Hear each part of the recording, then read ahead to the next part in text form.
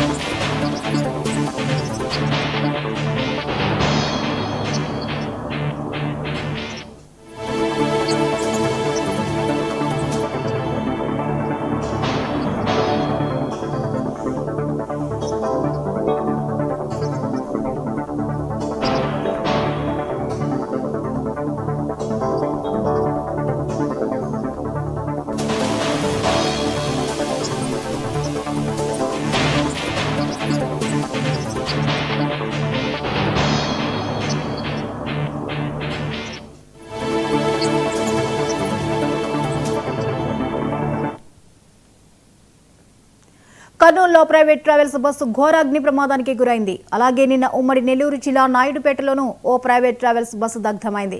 Short సర్క్యూటే కారణమని చెబుతున్నప్పటికీ private travels బస్సుల నిర్లక్ష్యానికి పరాకాష్ఠగా ఈ ఘటనలు మారుతున్నాయి. ఈ నేపథ్యంలో ఫిట్నెస్ సర్టిఫికెట్లు ఇవ్వాల్సిన అధికారులు నిర్లక్ష్యంగా వ్యవహరిస్తున్నారని ఆరోపణలు వెల్లువెత్తుతున్నాయి. ఏపీ, తెలంగాణలో తిరిగే ప్రైవేట్ బస్సుల్లో ఎక్కువగా ఇతర రాష్ట్రాలకు చెందిన బస్సులే ఉండడం విశేషం.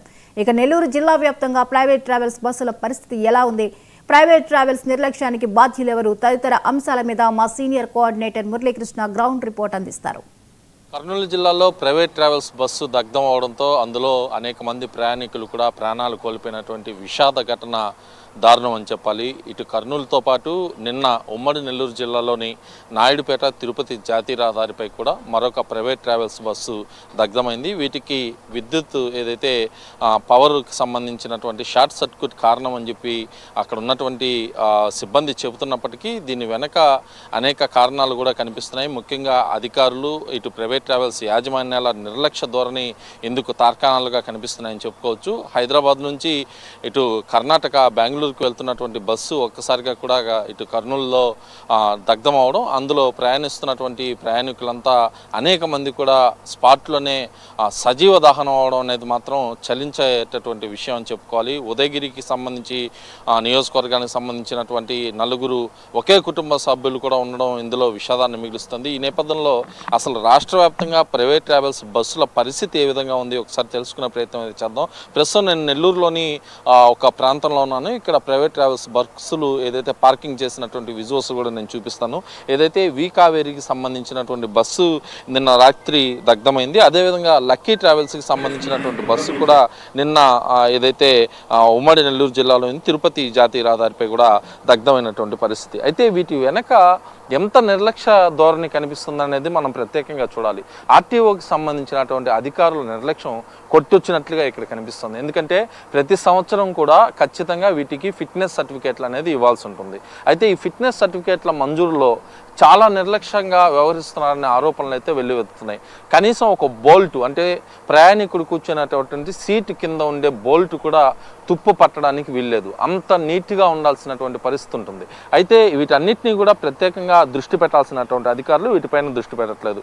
ముఖ్యంగా ఏదైతే రిజిస్ట్రేషన్కి సంబంధించినటువంటి అంశంలో ఎక్కువ ట్యాక్సులు ఇటు ఏపీలో కానీ తెలంగాణలో కానీ కొంటే ఎక్కువ ట్యాక్సులు వస్తాయి. అలాంటిది ఇక్కడ చూస్తే కనుక అరుణాచల్ ప్రదేశ్ నుంచి బండి కొని, అంటే కేంద్ర పాలిత ప్రాంతాలు ఏదైతే ఉంటాయో అక్కడ ఎక్కువగా కూడా ఈ వాహనాలని కొనుగోలు చేయడం, అక్కడ నుంచి తీసుకొని వచ్చి ఇక్కడ ఈ స్టేట్స్లో తిప్పడం, ఇలాంటి పనులు అయితే భారీగా చేస్తున్నాయి. ఈ ప్రస్తుతం మనం అరుణాచల్ ప్రదేశ్కి సంబంధించి చూసాం. ఇక్కడ చూస్తే నాగాల్యాండ్, ఈ నాగాల్యాండ్కి సంబంధించినటువంటి వాహనం కూడా ఇక్కడ కనిపిస్తుంది. దీంతోపాటు మరో వాహనం చూస్తే అది కూడా నాగాల్యాండ్తో పాటు అరుణాచల్ ప్రదేశ్, అస్సాము, పాండిచ్చేరి, ఇట ఒక్కొక్క కేంద్రపాలిత ప్రాంతాలు, అదేవిధంగా ఇతర రాష్ట్రాలకు సంబంధించినటువంటి వాహనాలే ఇటు ఆంధ్రప్రదేశ్, అదేవిధంగా తెలంగాణ, ఇటు బెంగళూరు మొత్తం కూడా తిరుగుతున్నటువంటి పరిస్థితి. దీనిపైన నియంత్రణ అధికారుల యంత్రాంగంలో కోల్పోయిందని చెప్పాలి. ఏదైతే ఫర్ ఎగ్జాంపుల్ తీసుకుంటే నెల్లూరు నుంచి హైదరాబాదు దాదాపు 457 కిలోమీటర్ల డిస్టెన్స్ వస్తుంది. అయితే ఈ 457 కిలోమీటర్ల డిస్టెన్స్ని ఒక బస్సులో వెళ్ళాలంటే మినిమంలో మినిమం 6 to 7 అవర్స్ పడుతుంది. అయితే ఇప్పుడు ఉండేటటువంటి ప్రైవేట్ వాహనాలు దాదాపు 5 గంటల నుంచి 5.5 గంటల వ్యవధిలో ఇక్కడ నుంచి తీసుకెళ్ళిపోతున్నటువంటి పరిస్థితులు కూడా మనకు కనిపిస్తున్నాయి. అంటే వీరి నిర్లక్ష్యం ఎంత స్థాయిలో ఉందనేది తెలుస్తుంది. భారీ ఎత్తున స్పీడ్ డ్రైవింగ్, హార్ష్ డ్రైవింగ్, వీటిపైన నియంత్రణ చేసే అధికార యంత్రాంగం లేకపోవడం, ప్రత్యేకించి ధరల విషయానికి వస్తే ధరలు కూడా ఎవరి ఇష్ట ప్రకారంగా వాళ్ళు పెంచుకోవడం వంటివి కూడా పూర్తిగా కనిపిస్తున్నాయి. ఇవన్నీ కూడా పూర్తిగా ప్రయాణికులకి సంబంధించినటువంటి అంశంలో వాళ్ళ నిర్లక్ష్యానికి నిలువెత్తు